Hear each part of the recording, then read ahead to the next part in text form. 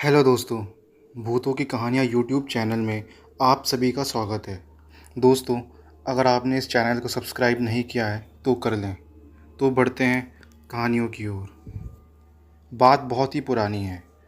उस समय ग्रामीण लोग अधिकतर एक जगह से दूसरी जगह जाने के लिए बैलगाड़ी आदि का उपयोग करते थे।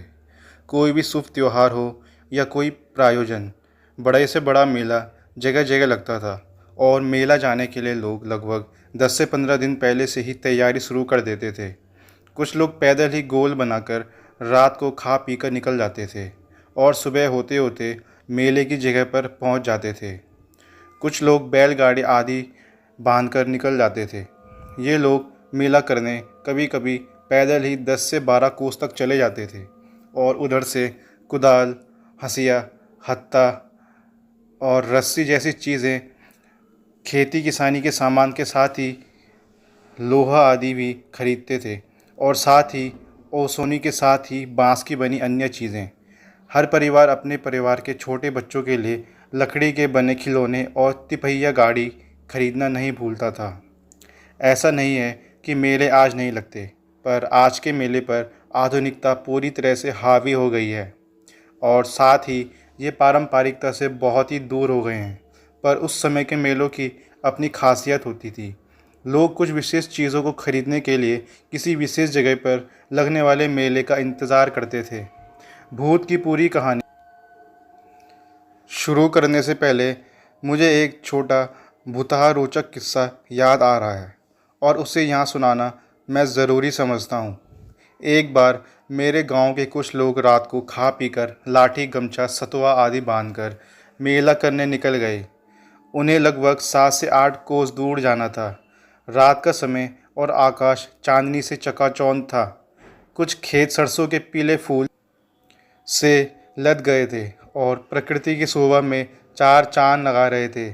मेरे गांव के लोग तेज़ी से घुरहुरिया रास्ते, मेंढों आदि से होकर तेज़ी से गाते हुए, बतियाते हुए चले जा रहे थे। रास्ते में एक गढ़ई कर फिर से ही गढ़ई पर ही आ जाते थे। जब 2-3 बार उनके साथ ये घटना घटी तो उन लोगों को आभास हुआ कि उन्हें भुलौना भूत ही भुलवा रहा है। दरअसल भुलौना भूत के बारे में ऐसा कहा जाता है कि ये लोग लोगों को नुकसान तो नहीं पहुंचाते, पर उन्हें रास्ता भटकाकर परेशान करते हैं। फिर क्या था, तभी उसी गोल के एक बुजुर्ग ने अपनी चुनौती निकाली, सुरती बनाया और जय हो भुलौना बाबा कहकर थोड़ी सी सुरती वहाँ चढ़ा दी और हनुमान जी का नाम लेकर फिर से आगे बढ़ गए। खैर इस उन्हें भुलौना से बच गए थे। खैर मेला जाने वाले इस गोल की समस्या कम होने का नाम ही नहीं ले रही थी। मेले के रास्ते में एक नदी पड़ती थी, पर उसका पाट बहुत ही छोटा था और इन दिनों में इसमें जांग भर ही पानी हुआ करता था और आसानी से कोई भी गंवाई व्यक्ति इसे पार कर सकता।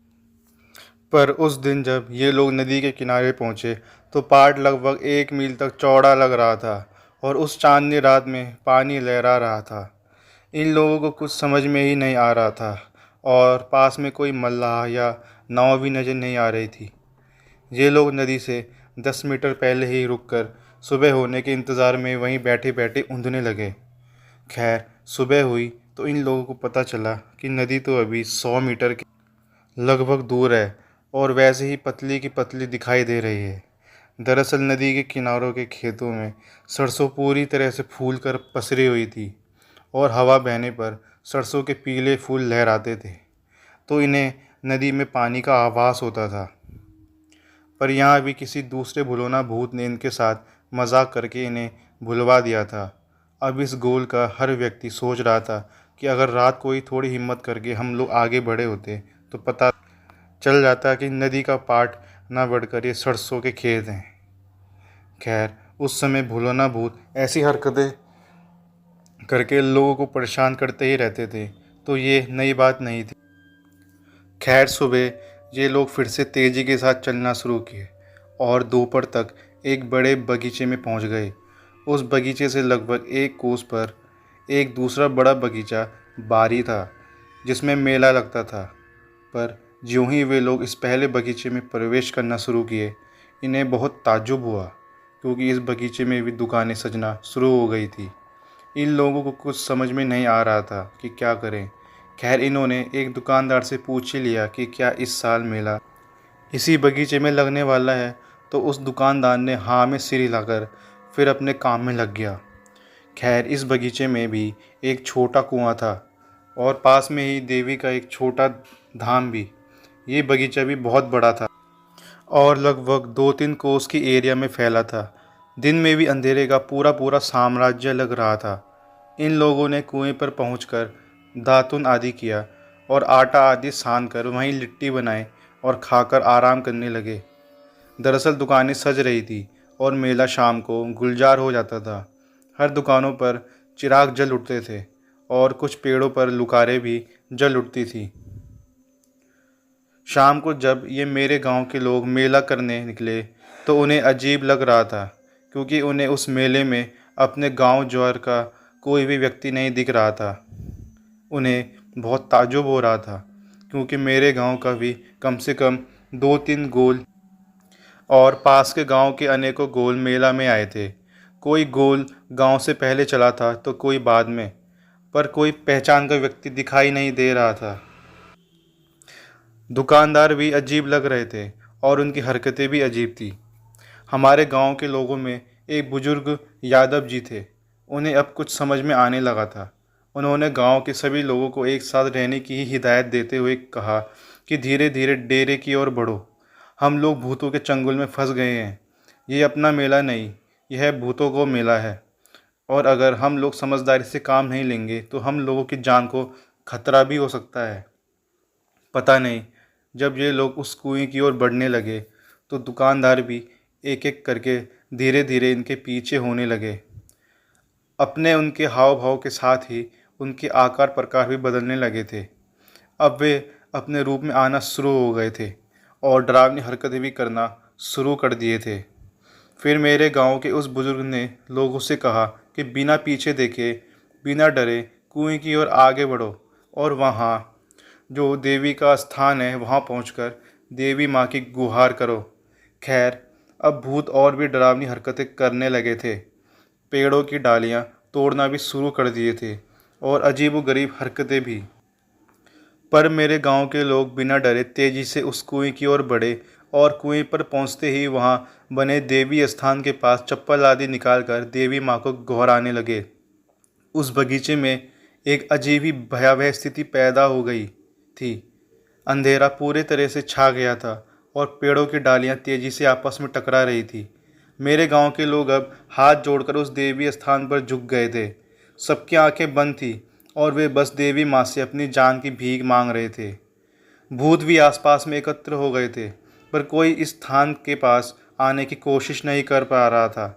पर दूर से इन लोगों को डराने में लगे थे। एकाएक एक तेज आंधी उठी। ऐसा लग रहा था कि पूरे बगीचे में भूचाल आ गया हो। कुछ पेड़ों की डालियां तेजी से आवाज़ करते हुए टूटकर गिर गई और देखते ही देखते मेरे गांव वालों के कान में किसी महिला की सुमधुर आवाज़ गुंजायमान हुई, उठो, यहाँ पड़े पड़े क्या कर रहे हो? मेला तो उस बगीचे में लगा है। मैं भी उसी बगीचे में चली गई थी। इसके बाद मेरे गांव वालों के जान में जान आई। अब बगीचे में शांति पसरी हुई थी, पर उन्हें कोई दिखाई नहीं दे रहा था। फिर एक अद्भुत रोशनी प्रकट हुई। रोशनी के प्रकट होते ही मेरे गांव के बुजुर्ग ने कहा कि अपना सामान समेटें और बिना देर किए इस रोशनी के पीछे पीछे निकल पड़ो। फिर मेरे गांव के लोगों ने अपना सामान समेटा और उस रोशनी के पीछे पीछे हो लिया। जब वे लोग मेले वाले बगीचे के पास पहुंचे तो वह रोशनी गायब हो गई। अब मेरे गांव के लोग राहत की सांस ले रहे थे, क्योंकि लगभग काफ़ी रात भी हो चुकी थी और इस बगीचे में मेला भी परवान बढ़ चुका था।